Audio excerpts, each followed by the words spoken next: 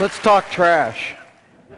You know, we had to be taught to renounce the powerful conservation ethic we had developed during the Great Depression and World War II. After the war, we needed to direct our enormous production capacity toward creation of products for peacetime. Life magazine helped in this effort by announcing the introduction of throwaways that would liberate the housewife from the drudgery of doing dishes. Mental note to the liberators: throwaway plastics take a lot of space and don't biodegrade. Only we humans make waste that nature can't digest.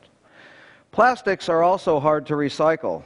A teacher told me how to express the under 5% of total plastics recovered in our waste stream. It's diddly point squat. That's the percentage we recycle.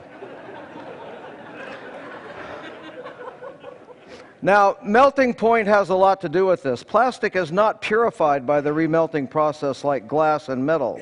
It begins to melt below the boiling point of water and does not drive off oily contaminants, for which it is a sponge. Half of each year's 100 billion pounds of thermoplastic pellets will be made into fast-track trash. A large unruly fraction of our trash will flow down rivers to the sea. Here is the accumulation at Ballona Creek next to the LA airport, and here is the flotsam near California State University Long Beach and the desal plant we visited yesterday.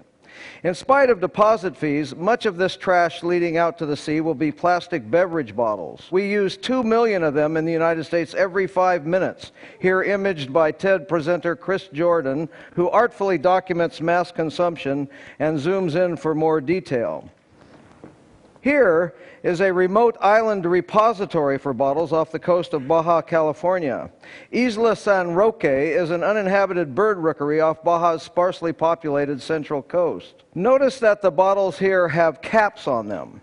Bottles made of polyethylene terephthalate, PET, will sink in seawater and not make it this far from civilization. Also, the caps are produced in separate factories from a different plastic, polypropylene. They will float in seawater, but unfortunately do not get recycled under the bottle bills. Let's trace the journey of the millions of caps that make it to sea solo. After a year, the ones from Japan are heading straight across the Pacific, while ours get caught in the California current and first head down to the latitude of Cabo San Lucas. After 10 years, a lot of the Japanese caps are in what we call the Eastern Garbage Patch, while ours litter the Philippines. After 20 years, we see emerging the debris accumulation zone of the North Pacific Gyre. It so happens that millions of albatross nesting on Kure and Midway atolls in the Northwest Hawaiian Islands National Monument forage here and scavenge whatever they can find for regurgitation to their chicks. A 4-month-old Laysan albatross chick died with this in its stomach. Hundreds of thousands of the goose-sized chicks are dying, with stomachs full of bottle caps and other rubbish, like cigarette lighters. But mostly bottle caps. Sadly, their parents mistake bottle caps for food, tossing about in the ocean surface. The retainer rings for the caps also have consequences for aquatic animals. This is Mae West, still alive at a zookeeper's home in New Orleans. I wanted to see what my hometown of Long Beach was contributing to the problem, so on Coastal Cleanup Day in 2005, I went to the Long Beach Peninsula at the east end of our Long Beach. We cleaned up the swaths of beach shown. I offered 5 cents each for bottle caps. I got plenty of takers. Here are the 1,100 bottle caps they collected. I thought I would spend 20 bucks that day. I ended up spending nearly 60. I separated them by color and put them on display the next Earth Day at Cabrillo Marine Aquarium in San Pedro. Governor Schwarzenegger and his wife Maria stopped by to discuss the display. In spite of my girly man hat, crocheted from plastic shopping bags, they shook my hand.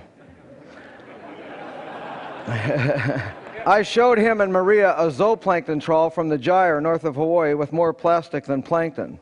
Here's what our trawl samples from the plastic soup our ocean has become look like. Trawling a zooplankton net on the surface for a mile produces samples like this and this. Now, when the debris washes up on the beaches of Hawaii, it looks like this. And this particular beach is Kailua Beach, the beach where our president and his family vacationed before moving to Washington. Now, how do we analyze samples like this one that contain more plastic than plankton?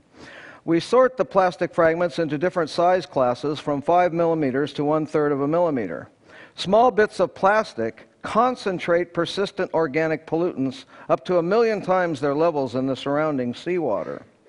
We wanted to see if the most common fish in the deep ocean at the base of the food chain was ingesting these poison pills. We did hundreds of necropsies, and over 1/3 had polluted plastic fragments in their stomachs. The record holder, only 2.5 inches long, had 84 pieces in its tiny stomach. Now, you can buy certified organic produce, but no fishmonger on earth can sell you a certified organic wild-caught fish. This is the legacy we are leaving to future generations. The throwaway society cannot be contained. It has gone global. We simply cannot store and maintain or recycle all our stuff. We have to throw it away. Now, the market can do a lot for us, but it can't fix the natural system in the ocean we've broken.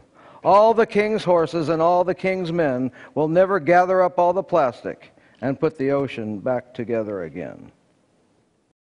The levels are increasing. The amount of packaging is increasing.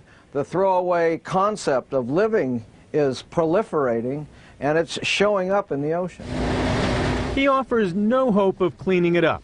Straining the ocean for plastic would be beyond the budget of any country, and it might kill untold amounts of sea life in the process. The solution, Moore says, is to stop the plastic at its source. Stop it on land before it falls into the ocean. There's your typical t-shirt shopping bag. And in a plastic-wrapped and packaged world, he doesn't hold out much hope for that either. This is Brian Rooney for Nightline in Long Beach, California.